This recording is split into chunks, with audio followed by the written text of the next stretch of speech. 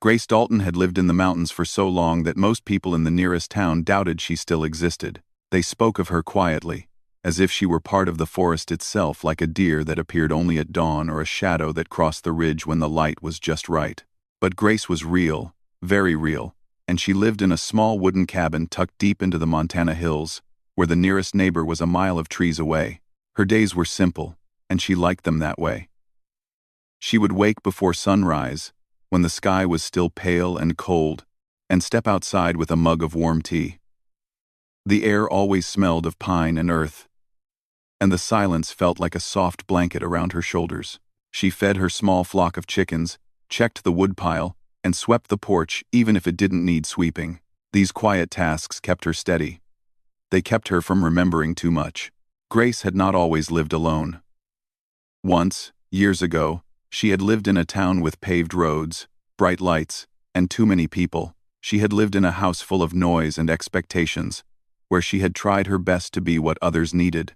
But life had taken a turn she never expected, and the world she knew cracked apart. She didn't talk about it anymore, not even to herself.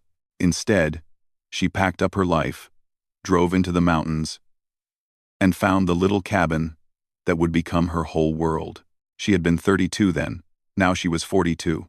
10 years had passed since she last held a man's hand. 10 years since she felt someone's arm around her shoulders. 10 years since she allowed anyone close enough to hurt her again. It wasn't that she disliked people, she simply didn't trust her heart to survive another break. Grace rarely visited the town. She only went when she needed supplies she couldn't make or grow on her own. She walked into the general store with her list prepared, bought flour, matches, oil, and a few things she couldn't craft with her hands. She also sold handmade goods, small carvings, jars of wild berry jam, and simple knitted scarves. People admired her skill, and they paid well. But no one dared ask too many questions. They sensed she didn't want attention. Most people greeted her kindly but gently, like they were afraid she might disappear if they spoke too loudly. Some thought she was shy. Others thought she was simply strange. But those who had lived in the area long enough knew she was a woman who protected her peace with quiet determination. Back in her cabin, Grace kept busy. She restored old items she found in abandoned cabins, wooden chairs, cracked bowls, weathered shelves. She had a gift for giving new life to things the world had forgotten. She also loved walking through the forest, listening to the wind rustle through the trees. Whenever she felt her thoughts becoming too heavy, she walked until her mind felt calm again. She didn't mind being alone. In fact, she believed she was better that way. She trusted the mountains, trusted the trees, trusted the simplicity of her days. What she didn't trust was hope, the kind that came with companionship, with shared laughter, with promises that might be broken. But life had a way of surprising even the most guarded hearts. One late autumn afternoon, when the leaves were turning gold and the air carried the first hints of winter, Grace noticed something strange. She had been chopping firewood behind her cabin when she spotted what looked like a trail of footprints in the distance. Not the tracks of deer, bear, or lynx, she knew those well. These were human footprints, fresh ones, sinking deep into the soft, wet earth. Grace paused, leaning on her axe. It was rare for anyone to hike this far up the mountain. Hunters sometimes passed through, but not at this time of year, and not on foot without proper gear. The prints looked uneven, as if the person was limping or dragging one foot slightly. Her first instinct was caution. She had learned long ago that strangers could bring trouble, even without meaning to. But the footprints continued toward her cabin, and her heart tightened with concern. Someone might be lost or injured. Grace knew the land well enough to understand how quickly the cold could drain a person's strength. She followed the tracks carefully, moving with quiet steps. The forest around her felt unusually still, as if waiting for something. When she rounded the corner of her cabin, she froze. A man was lying near her porch. He wasn't unconscious, but he looked exhausted, soaked from the rain that had started earlier. His clothes muddy, his breath unsteady. His hat lay a few feet away, and his boots were worn but sturdy, the kind a working rancher might wear. His face was partly hidden beneath wet strands of hair, but Grace could tell he was older than her, maybe mid-40s. He lifted his head when he sensed her presence. His eyes were tired but aware, the eyes of someone used to pushing through difficult situations. "Ma'am," he said quietly, his voice hoarse. "I'm sorry. I didn't mean to trespass. I just needed a place to stop." Grace hesitated. She hadn't expected anyone, much less a stranger in such rough shape. Her heart thudded in her chest. She wasn't used to talking to men anymore. She wasn't used to talking to people at all, but she also wasn't heartless. "You're hurt," she said softly. "Truck skidded off the road," he replied. "Couldn't get it out. I walked. Longer than I meant to." Grace studied him. He wasn't threatening. He wasn't trying to get closer. He was simply exhausted and cold. She saw the way his hands trembled slightly, how he tried to sit up straighter to show respect. 10 years alone had made her careful, but they had not erased her compassion. She set down her axe and stepped toward him. "You need warmth," she said. "Come inside." He looked surprised, as if he hadn't expected kindness from a woman who lived in the middle of nowhere. But he nodded slowly. Grace helped him up, not touching him more than she had to, and guided him into the cabin. The moment they stepped inside, the scent of pine wood and warm tea filled the air. A small fire crackled in the hearth, casting soft light across the room. The man sat down on a wooden bench near the fire, grateful for the heat. "What's your name?" Grace asked quietly. "Luke," he replied. "Luke Carson." Grace nodded. She didn't give her name right away, not out of rudeness but out of habit. She poured him a cup of warm tea and handed it to him. He accepted it with a gentle, "Thank you," careful not to spill a drop. As he sipped slowly, color returned to his face. He stretched his hands toward the fire, warming them, breathing in deeply, as if the cabin itself offered comfort. "You live here alone?" he asked after a moment, his voice still soft, as though afraid to disturb her peace. Grace hesitated but answered truthfully. "Yes," Luke nodded. He didn't pry. He didn't look around the cabin with curiosity. He simply sat quietly, grateful to have found shelter. Grace watched him from across the room. Something about him, his calmness, his lack of assumptions, his weary steadiness reminded her that not every stranger meant danger. Some people were simply trying to survive, just like her. And yet, she couldn't shake the strange feeling that his arrival was the beginning of something she wasn't prepared for. She had built her life carefully, brick by brick, avoiding any chance of emotional risk. But now, sitting in her cabin was a man who had appeared out of nowhere. A man who looked like he carried his own quiet burdens. The mountains had kept Grace alone for 10 years. She had believed they always would. But as she watched Luke warm his hands by her fire, a small, unsettling truth settled in her heart. Her life was about to change, whether she liked it or not. Luke Carson sat quietly near the fire, letting the warmth sink into his cold, tired body. Grace Dalton moved around her cabin with calm, careful steps, keeping a polite distance from him. She wasn't afraid, but she was cautious, like someone who had built invisible walls around herself over many years. Luke noticed this right away, though he did not comment on it. He simply respected her space. Outside, the wind pushed against the cabin walls, and the steady sound of rain tapping on the roof filled the silence. It was the kind of weather that could make anyone feel lonely. But inside the small cabin, the fire softened the air and turned it into something almost comforting. Grace stirred a pot of soup on the stove. She rarely had guests, and she definitely wasn't used to cooking for anyone else. But Luke looked like he hadn't eaten a real meal in hours, maybe longer. She didn't even ask if he wanted food, she simply made it. Luke watched her hands. They moved with quiet skill, like she had lived this simple life for a long, long time. He also noticed the small things. The carved wooden bowls on the shelf, the handmade quilt folded neatly on a chair, and the way everything in the cabin had its own place. Nothing was fancy, but everything was cared for. "Soup will be ready soon," Grace said softly. He nodded with gratitude. "Thank you. You're very kind." Grace didn't answer right away. She wasn't used to being described that way. Not anymore. Kindness was something she offered, in small, careful amounts. When the soup was done, she placed a bowl in front of him. Luke took a spoonful, and his shoulders relaxed as the warm food filled him. "This is good," he said sincerely. Grace pulled out a chair across from him and sat down, though she didn't eat. She simply watched the fire crackle. "How far did you walk?" she asked gently. Luke took another bite before answering. "Must have been 5 miles.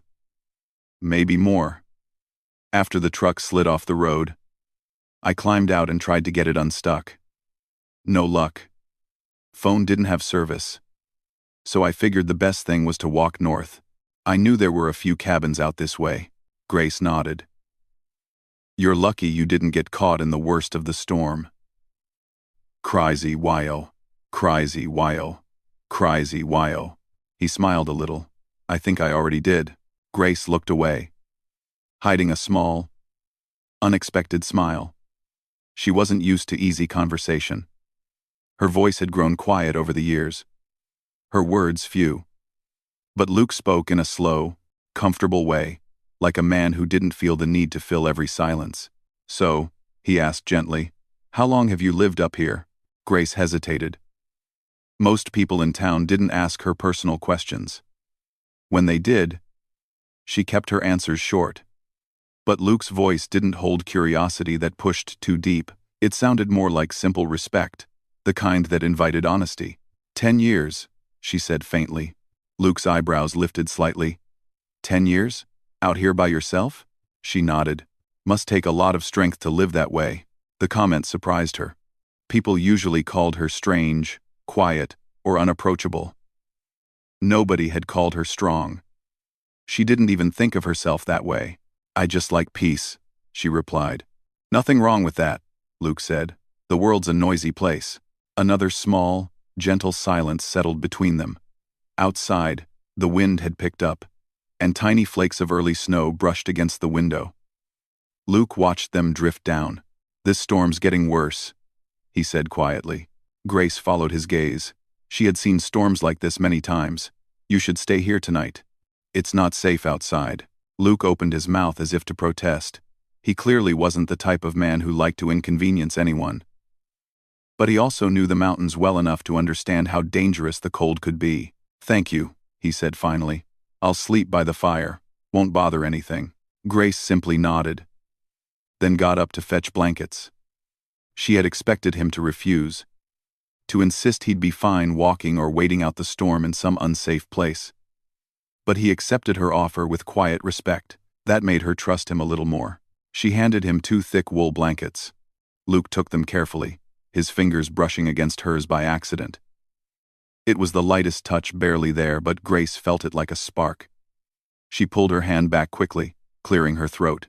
Luke noticed her reaction but didn't comment. He simply draped the blankets over his lap. "You're trembling," he said softly. Grace blinked, surprised. "It's just cold." Luke nodded.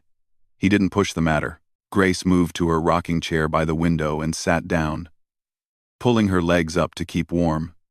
The firelight danced in her eyes, reflecting years of solitude. "Do you get many visitors?" Luke asked after a while. "No," Grace said honestly. "Must be peaceful." "It is." Luke studied her for a moment. She seemed like a woman who had built a life she could depend on.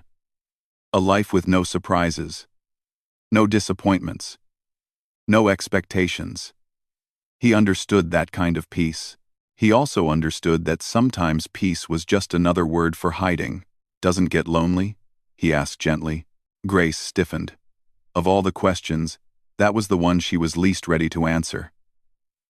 Loneliness was something she carried quietly, like a folded letter she never opened. "I'm used to my routines," she said instead. Luke nodded slowly, sensing the boundary. He didn't push. They sat together in silence, listening to the soft crackle of the fire. The storm outside grew stronger, but inside the cabin, the warmth wrapped around them like a blanket. After a few minutes, Luke spoke again. "You saved me today. I hope you know that." Grace shook her head. "You found your way here. I just opened the door. That's all I needed," he replied. The simplicity of his words stirred something in her chest. She wasn't used to anyone thanking her. She wasn't used to being needed, even in small ways. Luke leaned back against the log wall and pulled the blankets up. His eyes grew heavy from the warmth and the long walk. Grace watched as he drifted toward sleep, but he didn't fall asleep before quietly saying, "I hope someday you tell me your name." Grace froze. She hadn't realized she never said it. She looked at him carefully. His eyes were closed, but there was a peacefulness in his expression that made her feel unexpectedly safe. She whispered, "Grace." Luke's lips curved into a soft, tired smile. "Good. Now I know what to call the woman who saved my life." Grace didn't answer. Her throat felt tight, not from fear but from something gentler, something she hadn't felt in years. Luke fell asleep soon after, breathing slowly and steadily. Grace stayed awake for a long time, listening to the storm rattle the windows, thinking about how strange life could be. For 10 years, no one had stepped into her cabin. For 10 years, she had kept herself apart from the world. And now, suddenly, a man wet, cold, gentle in his own quiet way, had appeared on her doorstep. Grace knew one truth with certainty. Storms came for a reason. They changed the land, shifted the paths, moved things that had settled too deeply. Maybe, just maybe, this storm had brought Luke to her door for a reason too. She watched him sleep for another moment, then let her eyes close. For the first time in years, Grace didn't fall asleep feeling alone. Luke woke early the next morning, long before the sun reached the mountains. For a moment, he wasn't sure where he was. Then he felt the warmth of the fire, smelled the faint scent of pine and freshly brewed tea, and remembered everything: the storm, the walk, the quiet woman who had let him in when he needed help most. Grace was already awake. She moved around the cabin softly, her steps light, her face calm in the morning glow. She seemed even quieter in daylight, like someone who had lived long enough in silence to become part of it. "Morning," Luke said gently. Grace turned, surprised to hear his voice. "Good morning. Did you sleep well?" "Better than I expected," he said with a smile. "Your fire kept me alive." Grace didn't smile back, exactly, but her eyes softened. "Would you like breakfast?" Luke nodded gratefully. "If you're sure it's no trouble." Grace shook her head and started preparing a simple meal: scrambled eggs from her chickens, slices of bread she had baked 2 days earlier, and a jar of berry jam she had made last summer. Luke watched her quietly. She moved with natural grace, every motion careful but steady. As they ate together, Luke asked, "How bad is the storm out there?" Grace glanced out the window. Snow still covered the trees, but the sky had started to clear. "It will settle by afternoon," she said. "You shouldn't travel now, though. The ground will be slippery." "I figured," Luke said. "I don't want to cause more trouble." "You're not causing trouble," Grace said softly, and she seemed almost surprised to hear her own words. Luke's gaze lingered on her for a moment. "Thank you, Grace." She looked down, pretending to straighten her fork. She wasn't used to people saying her name. It made her feel seen, and that was something she had carefully avoided for years. After breakfast, Luke insisted on helping with chores. Grace tried to refuse at first, but he was stubborn in a gentle way. "I can't sit here and do nothing," he said with a smile. "Let me help." So she let him carry in firewood, feed the chickens, and shovel snow off the small path leading to her shed. He worked quietly, without complaining, without asking questions she didn't want to answer. Grace watched from the porch, her heart tight with a strange mix of gratitude and caution. It had been a long time since anyone had shared even the simplest tasks with her. She had forgotten what it felt like to hear another pair of footsteps, another voice in the cold morning air. As the day passed, the sky cleared completely. Sunlight sparkled across the snow. Inside the cabin, the warmth felt deeper, richer, as if the storm had washed something clean, not just outside, but inside the walls as well. Luke sat near the fire again, rubbing his hands together. Grace set a pot of tea between them. They didn't speak for a while. It was a comfortable silence, the kind that felt full instead of empty. Luke was the one who finally broke it. "I should leave tomorrow morning," he said quietly. "The roads will be clear." Grace nodded, though her chest tightened unexpectedly. "Yes, you'll be able to go." He watched her carefully. "You don't sound very happy about that." She looked up sharply, then looked away again. "I'm just not used to company." "That a good thing or a bad thing?" he asked gently. Grace didn't answer right away. She wrapped her hands around her mug, warming her fingers. The truth was complicated. She didn't want to depend on anyone. She didn't want to feel disappointment ever again, but Luke's presence had brought a warmth she hadn't expected. "It's just different," she said finally. "I've lived alone a long time." Luke nodded slowly. "Must have been hard sometimes." She hesitated, then sighed softly. "Hard, yes. But easier than getting close to people again." Luke didn't pry. He didn't ask what had hurt her, or why she chose such a lonely life. Instead, he simply said, "I understand." And he did. Grace saw understanding in his eyes, not judgment. After a moment, Luke cleared his throat. "I know I'm just a stranger who showed up in a storm. And maybe it's not my place to say anything. But..." He paused, choosing his words carefully. "You're strong, Grace. Stronger than most people I know. But no one should have to carry everything alone." Grace felt her heartbeat shift, like a door creaking open after years of being locked. She looked at him, really looked, and saw a man who wasn't trying to fix her or change her. He was simply offering kindness. She swallowed. "I haven't touched a man in 10 years. The words slipped out of her like a confession she hadn't planned to reveal. She hadn't meant to say it. She hadn't meant to share something so personal, but the moment felt safe, like the cabin itself had given her permission to speak. Luke didn't react with surprise or awkwardness. He didn't ask why. He didn't even shift in his seat. He just looked at her with gentle respect. "Thank you for trusting me with that," he said quietly. Grace felt her throat tighten. Most people would have asked questions or turned the moment into something embarrassing. But Luke treated her words like something precious, instead of something strange. For the first time in a long time, Grace felt something stir inside her, a flutter, a warmth, a feeling she thought she had buried forever. They sat in silence again. But this time it felt different. Softer, deeper. When Luke stood to stretch, he walked toward the window, watching the light change across the snow. "I don't want to leave here without saying this," he said quietly. "Meeting you. It feels important." Grace froze. The words hung in the air like delicate snowfall. Luke turned slowly to face her. His expression held no pressure, only honesty. "I don't want to push you. I don't expect anything. But I want you to know I feel something here. Something I didn't expect." Grace's breath caught. The truth was, she felt something too. Something she hadn't let herself feel in years. But the feeling scared her.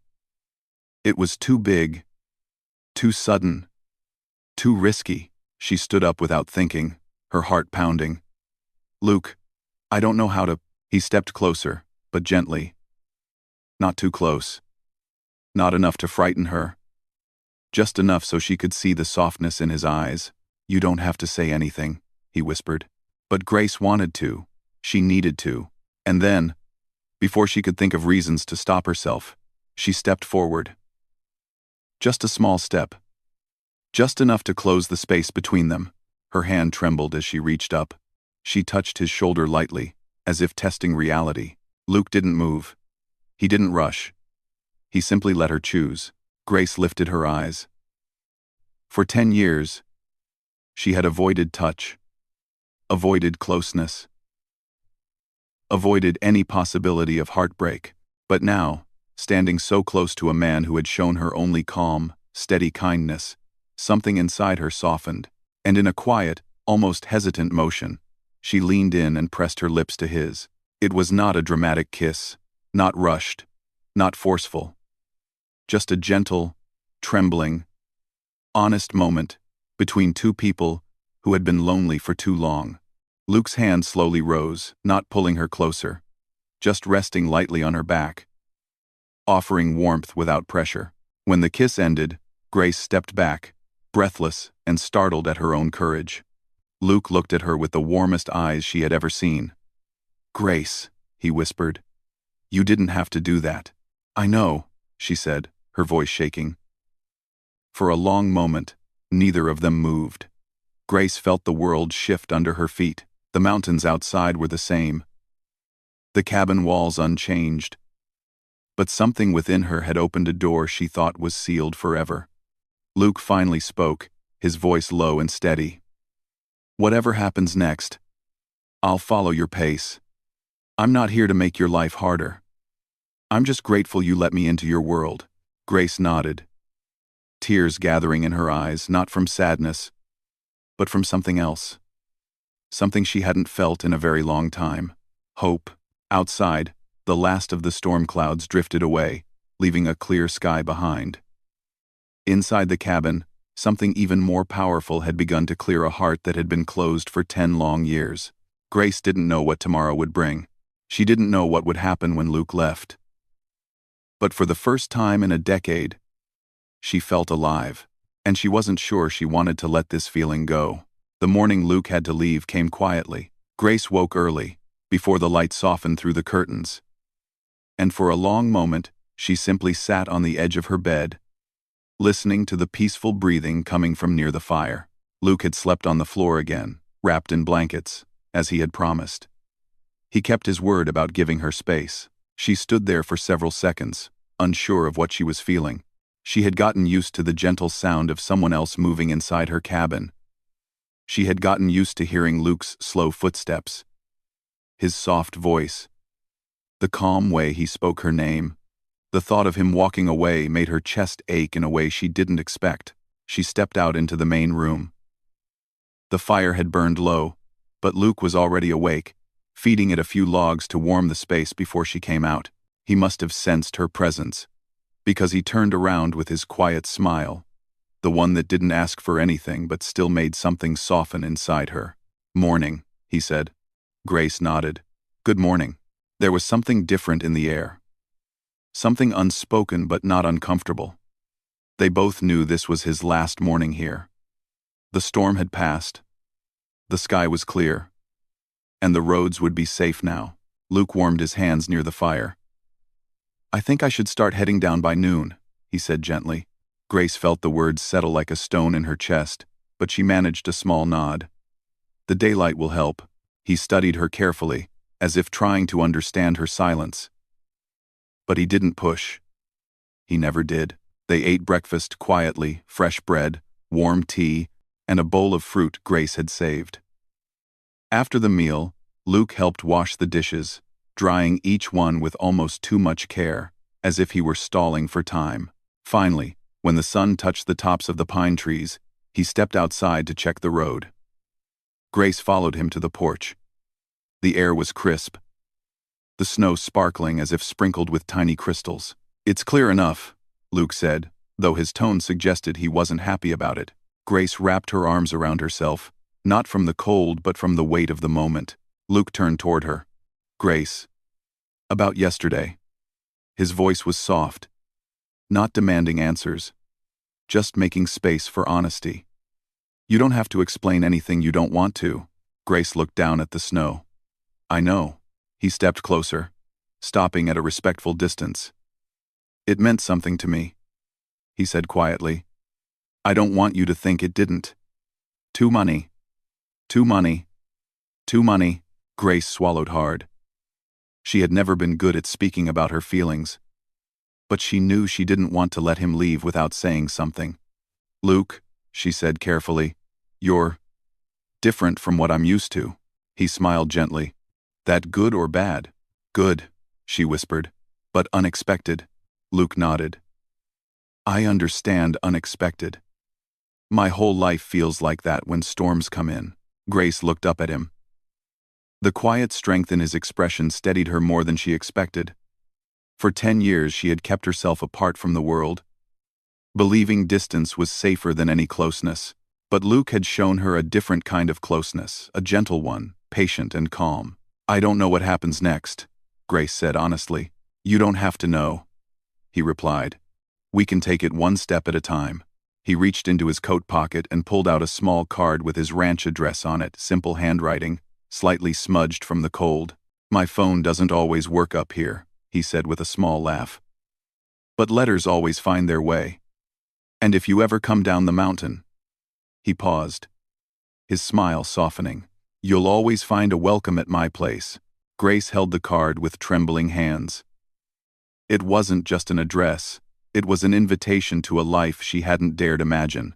Luke picked up his bag from the porch. "I should start walking." Grace's breath caught. "I'll walk with you to the trail." He hesitated, then nodded with appreciation. They walked side by side through the snow-covered path, their steps leaving 2 long tracks behind them. The air smelled fresh and clean, and the silence between them was peaceful, not heavy. When they reached the point where the trail began its long slope down the mountain, Luke stopped and turned to her. "This place of yours," he said, "it's beautiful. Quiet. Strong. Just like you." Grace blinked, fighting the tightness in her throat. "It's home," she whispered. He nodded. "I hope someday I get to show you mine." Grace looked at him carefully. His words were simple, but they held promise. A slow, gentle promise, nothing overwhelming, nothing rushed. "Maybe," she said, her voice soft. Luke smiled. "I'll wait. For maybe?" For a long moment, they simply stood there. The world felt still, as if the mountains themselves were listening. And then, without thinking too much, Grace stepped forward and wrapped her arms around him. It wasn't a long embrace. It wasn't dramatic, but it was real, a quiet, honest hug that held 10 years of loneliness and 1 moment of hope. Luke hugged her back with the same gentleness he had shown since the moment he arrived. No pressure, just warmth. When they pulled apart, Grace whispered, "Be safe." "You too," Luke said. And then he began the walk down the mountain. Grace stood there until he disappeared between the trees. Only then did she turn back toward her cabin. Her heart strangely full. Days passed. Winter grew deeper. But Grace felt something new in her days. Something warm even in the coldest mornings. She wrote Luke a letter a week later, short and careful, but honest. He wrote back a few days after that. His letters were simple but full of quiet humor, small stories from his ranch, and gentle questions about her daily life. She found herself smiling while reading them, something she hadn't done in years. Weeks turned into months. As the snow melted and spring crept through the trees, Grace visited the town more often, picking up letters, purchasing supplies, even speaking to people more openly. One day, in late spring, Luke rode into town on horseback. Grace saw him before he saw her. Her heart leapt in a way she could hardly understand. When he turned and spotted her, his face lit up with a smile so warm it felt like sunlight. They talked for hours walking through town, sharing a meal, simply enjoying being in each other's presence without snow or storms or goodbyes hanging over them. After that day, Grace visited his ranch. She met the horses, walked the wide-open fields, saw the simple beauty of Luke's world. She felt comfortable there, more comfortable than she expected. Luke visited her cabin often. He chopped wood, repaired her porch, and enjoyed long evenings talking by the fire. Grace learned to trust his presence, learned to laugh again, learned to let someone in without fear. Time moved gently. Their bond grew slowly, like a sapling taking root. One early summer morning, Luke took Grace to his favorite place on the ranch, a quiet hill overlooking miles of open land. The sunrise painted the sky with soft colors. As they stood there, he turned to her, nervous but hopeful. "Grace," he said softly, "I know you built a life alone for a long time. And I know trust doesn't come easy for you. But if you're willing, I'd like to build something with you. Something steady. Something real." Grace felt tears touch her eyes, but they were warm, not painful. "I'm willing," she whispered. He smiled. And in the calm morning light, he reached into his pocket and pulled out a small, simple ring. Not fancy, not flashy, but meaningful. Grace didn't hesitate. "Yes," she said. They married a few months later, in a small ceremony at the base of her mountain. Just a handful of neighbors, some wild flowers, and the sound of wind passing gently through tall grass. Grace wore her hiking boots. Luke wore his old cowboy hat. They kissed once more, not the hesitant kiss from the cabin, but a confident, joyful one. And from that day on, Grace was no longer the mountain woman who lived alone. She was a woman who had found love again, slow, gentle, steady love that grew at her pace. Life didn't take away her independence. It didn't change who she was. It simply added something beautiful, someone to walk beside her, someone who waited through storms and sunshine, someone who believed in her heart even when she didn't, someone who brought warmth back to a place she thought would stay cold forever. And Grace, for the first time in 10 years, felt whole.